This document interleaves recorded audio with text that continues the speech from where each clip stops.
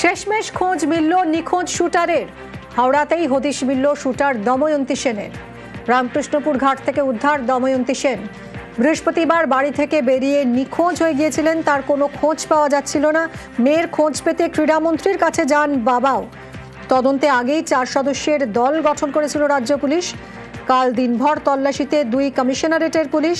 Howrah Chandannagar commissionerate পুলিশের তৎপরতায় অবশেষে উদ্ধার নিখোঁজ শুটার। শেষমেশ খোঁজ মিলল নিখোঁজ শুটারের।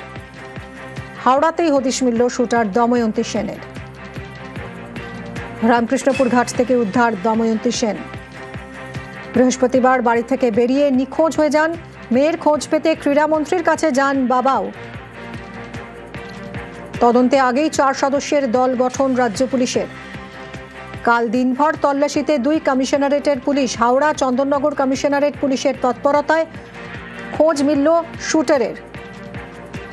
দেবাশিস রয়েছে, আরো বিস্তারিত জানাবে। দেবাশিস, কোথায় ছিলেন দময়ন্তী সেন, কিভাবে উদ্ধার করা হলো তাকে?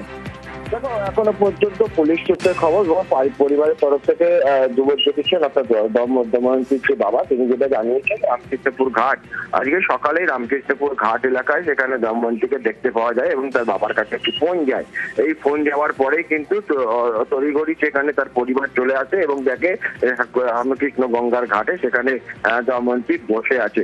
তাকে উদ্ধার করা হয় এবং পরবর্তীকালে পুলিশের সাহায্য চাওয়া হয় তার পরিবারের তরফ থেকে।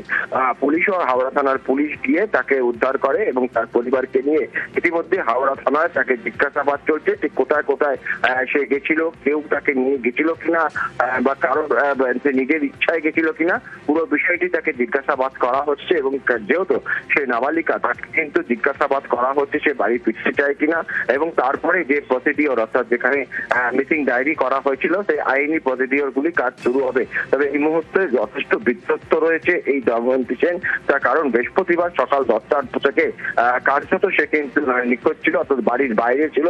তার পরিবারও উদ্বেগের মধ্যে ছিল, কোথায় ছিল। গতকালই আমরা জানি যে চন্দননগর পুলিশ কমিশনারেট এবং হাওড়া পুলিশ কমিশনারেটের একটি দল গঠন করা হয়েছিল দময়ন্তীকে খুঁজতে। তবে ইতিমধ্যেই উদ্ধার হওয়াতে কিন্তু খুশি পরিবার। ধন্যবাদ।